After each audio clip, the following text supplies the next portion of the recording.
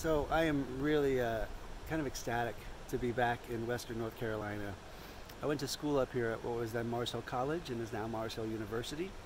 And I lived in Asheville for a short while as well. And I just have always loved these mountains and these rivers, and it's just been a blessing. And so when I decided to go on this trip, I reached out to a number of people that I've known and let them know what I was doing. And one of them was Adam Tabrouge, who was a public defender in Sarasota. And the first time he ever reached out to me was when I had reached out to his client, and at the time his client was on trial for the murder and rape of a young girl named Carly Bruscia.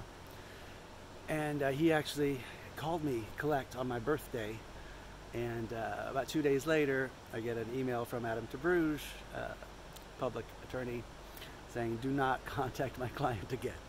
So that was our first introduction. And later on he was very instrumental in the Step Up plan to end homelessness in Sarasota, which was an amazing community-led program to deal with our homeless situation. And I found him to be also an avid music fan, and so we have connected on that level, and just we've become friends since then. So he moved up here about 4 years ago with his wife Regina, who's also an amazing woman. And I was really loving my trip from Greer, South Carolina, where I visited Matt Corbin for a couple of days, and winding my motorcycle through these beautiful twisting roads of the Appalachian Mountains. And I love my motorcycle. She's a Yamaha V-Star, and Vivian is great, but she doesn't corner very well, so I got to go really slow around corners. So when it says go 35, I usually do 30.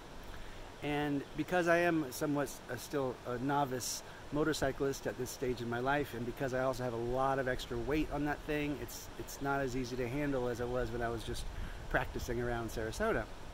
So I'm very careful with it. And I'm also cursed with courtesy. I do not like holding people up. I don't like getting in the way.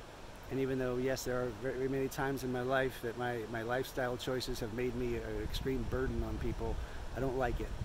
So when I'm in people's way and I'm backing traffic up, I try to pull off a little bit so that they can go around me, and I don't have somebody, riding my butt, because I don't like that.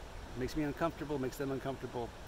So as I was trying to be courteous and pull off to let a car pass by me, I misjudged how much gravel was on there, and learned a valuable lesson about how motorcycles do not like gravel. And so Vivian took me down really fast. And as much as you might think what are you going to do in a case of an accident? How are you going to prepare yourself? Whatever. There was just no time. I mean, it was just immediately I was on the ground. And of course my leg was trapped under her, and I used a lot of expletives, and it sucked. Fortunately, the people behind me were kind enough to pull over and help me get my leg out, get the bike back on two wheels. She started right back up again. And fortunately, I was only a couple of miles away from Adam and Regina's house. And when you get into an accident like that, you don't realize really if you're hurt or how bad you're hurt. You just, adrenaline is pumping, and it was then.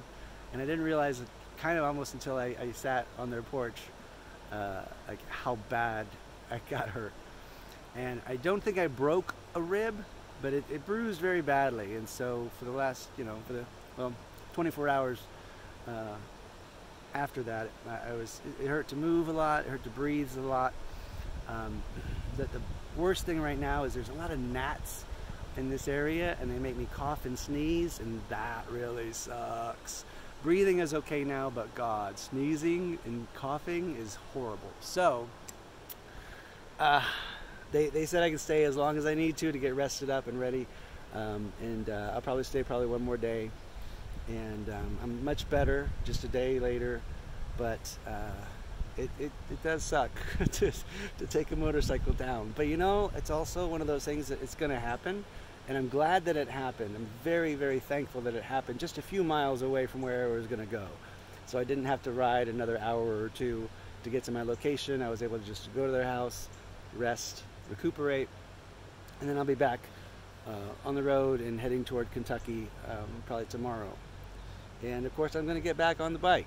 I know there was part of me when I was in that pain yesterday that was thinking, oh my God, I want to cancel this trip. I want to sell it and just go home. But I also knew that that wasn't a feasibility because I still want to make this trip. And I put it out there that I'm making this trip. And I still want to make this trip. So I'm getting back on the bike tomorrow. And she's doing fine. She didn't have a scratch on her. And I don't think I broke anything. You know, I considered there's a possibility I could have broken a rib. And Regina had asked if you know, if she should take me to a walk-in clinic or something, but I'm not a responsible American citizen, and I did not buy into the whole Affordable Care Act, and I did not buy into getting insurance. I've only needed to go to the doctor once in the last how many years, so I am got into that. So I don't have insurance. I really can't afford to get insurance, and I also know that if I broke a rib, it's broke, and it's just going to have to heal. And there's really nothing that any doctor can do about it other than take a what do you call it, X-ray thing and let me know that it's broke. But I don't think it is. I'm not punctured. There's no visible discoloration on my body or anything like that. And so I think I'm going to be fine. But I'm glad that I'm going to be a little more careful moving forward, that I'm not pulling over into gravel again. So if you happen to get behind me and I slow you down, I apologize. But yeah, my life is not worth your hurry. So if I slow you down, slow down, breathe, meditate. It's gonna be okay. But yeah, I'm not laying that bike down for you anymore. So no more pulling off unless I know it's pavement. And you're just gonna have to deal with it. And if it makes you mad, hey, you get mad. You deserve it. You're probably mad about something else anyway, so go ahead, do that. But yeah, I'm not doing this again. So, lesson learned. Anyway, I've really enjoyed my time here also with Adam and Regina. They have a great little house here on the mountain. She grew up on this mountain, and so they have a lot of history here. She's got a wonderful garden out there, and you know, he hikes up to the top of the mountain every day, and they're just taking it in. And they have chickens on the porch, and little baby chipmunks around there, and squirrels, and all kinds of birds. And so it's been a really wonderful stay, even though it's been a little bit painful. But we got to move forward, or at least I do, and we'll go from there. So that's my update, and tomorrow I'll be heading to Kentucky, and I still aim to perform at the Playthink Festival, and that's where we are from there. So thanks for tuning in and checking up on me, and that's the story of that. See ya.